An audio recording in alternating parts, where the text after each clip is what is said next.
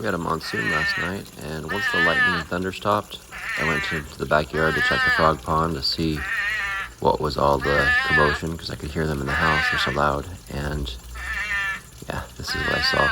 So it's adorable. I've never actually seen them in person doing their, throat calls or whatever you call that. So that's pretty cool.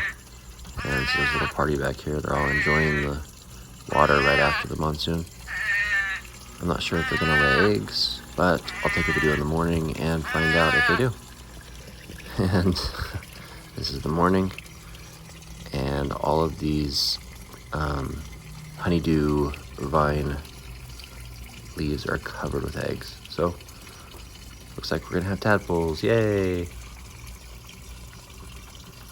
I'm kind of worried about these. They're at the surface. I hope the eggs don't dry out. The water level kind of drops about a ½ inch during the day when it heats up.